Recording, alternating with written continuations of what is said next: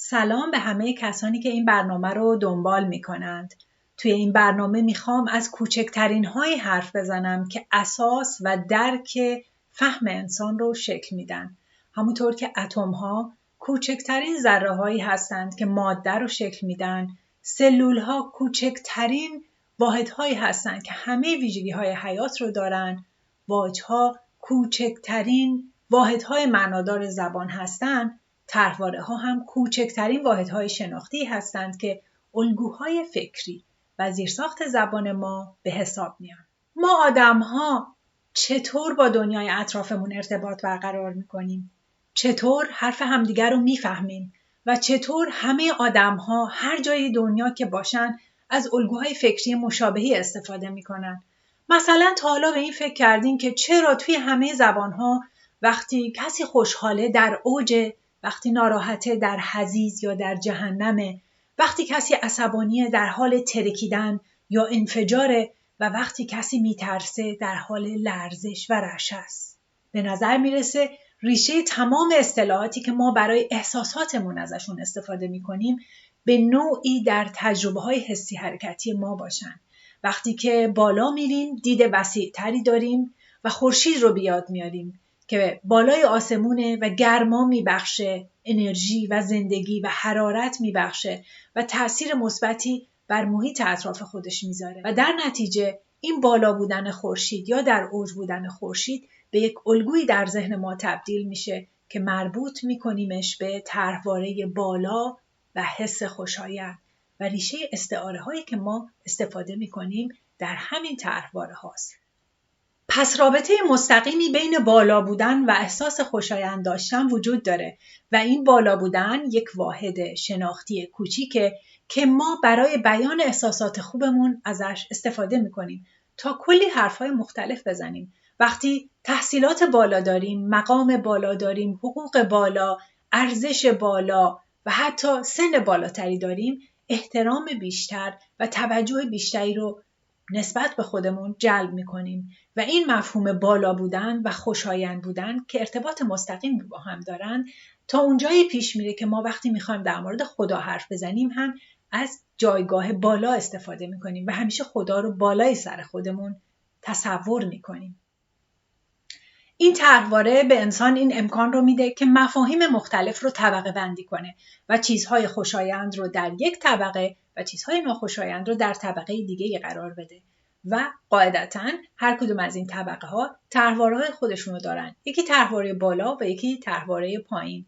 ما در طرحواره بالا تمام چیزهایی که به زندگی، جوانی، نشاط، شور و هیجان و خوشحالی مربوط هستن قرار میدیم و در طرحواره پایین به صورت ناخودآگاه تمام چیزهایی که به مریضی، مرگ، اندوه و افسردگی مربوط هستند. خب به نظر میرسه که در اساطیر هم اگر نگاهی بکنیم میبینیم که تمام دیوها، هیولاها و اهریمنها در زیر زمین زندگی میکنند و به نوعی به جهنم مربوط هستند و دستاوردشون هم برای انسان تاریکی، سرما و مصیبته.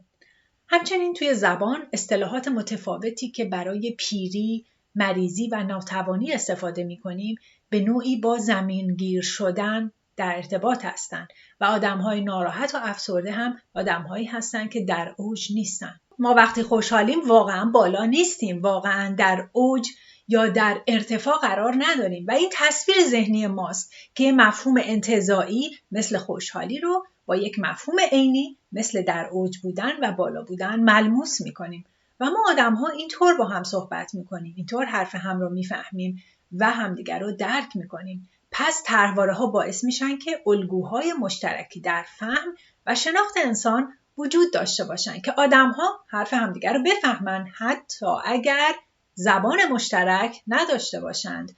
فرض کنید اگر میشد تصور کرد زبانی وجود داره که خوشحالی رو با تاریکی، حضیض، قعر، پایین بودن یا حتی افتادن بیان بکنه. در اون موقع با 1000 تا گوگل ترنسلیشن هم این دو طرف نمیتونستن حرف همدیگر رو بفهمن و براشون ترجمه کار بی‌معنایی بود. خب چرا این اتفاق میفته؟ چون تصور این که خوشحالی بتونه شبیه تاریکی، افتادن و زمینگیر شدن باشه کار دشواریه برای انسان. بیاین کمی به این موضوع بیشتر فکر بکنیم. چون که هر موجودی دنیا رو با بدنش تجربه میکنه و سر ما آدم ها بالای تن ماست. دیدن که یکی از مهمترین حس‌هاییه که به فهمیدن ما از جهان کمک میکنه، از طریق چشمی اتفاق میفته که توی سر و صورت ماست و شناخت رو برای ما ممکن میکنه. سر ما خیلی مهمه چون بالای تن ماست، چون باعث دیدن میشه و مغز ما هم توی سر ماست. برای همین ما همه چیزهای مهم رو با بالا بودن مفهوم سازی میکنیم. همینطور که دیدین، خوشایند بودن و مهم بودن هر دو با طرحواره بالا ساخته میشن و فهمیدن چیزهای انتزاعی رو برای ما ممکن میکنن. ما اگر مثل یه 8 پا توی آب شناور بودیم و 8 تا دست و پا دور برمون بود و توی هر بازومون یه مغز داشتیم، احتمالاً دیگه اگه کسی خیلی باهوش بود یا مغزش خوب کار میکرد بهش نمیگفتیم کلت کار میکنه یا سری توی سرها داری، یا اگر کسی رتبه بالاتری داشت و قرار بود بالای سر کارگرها وایسه بهش سرکارگر نمیگفتیم، شاید اون موقع میگفتیم دست کارگر، یا به آدم باهوش میگفتیم که عجب بازوی متفکری هستی.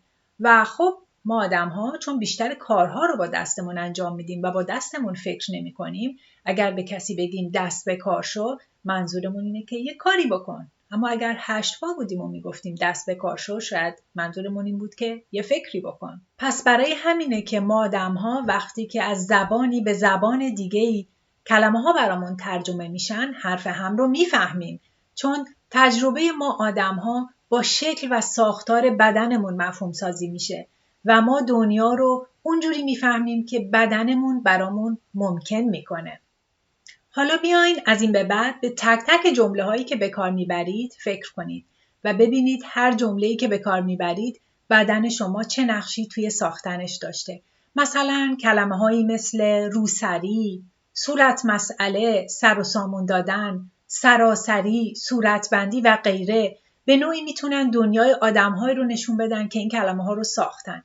یا مثلا به این جمله دقت کنید: بالاخره رفتی سر کار، حقوقش پایینه که باشه، از هیچی بهتره. انقدر این پا و اون پا نکن و یه آستینی بالا بزن. آدمی که کار نداشته باشه نمیتونه سرش رو بالا بگیره. همین چند تا جمله کلی طرحواره به کار رفت و اگر دوست دارید بدونید که این کوچکترین ذره شناختی چطور این امکان رو به وجود میاره که ما بدون اینکه بهش فکر بکنیم به کارش میبریم و باعث میشه که با هم بتونیم حرف بزنیم و حرف همدیگر رو بفهمیم، عضو این کانال بشین و این ویدیو رو لایک کنید تا ویدیوهای بعدی که باز برگردیم و بیشتر درباره طرحواره‌ها، بدن انسان و تأثیرش روی زندگی انسان با هم صحبت کنیم. تا برنامه بعد، بدرود.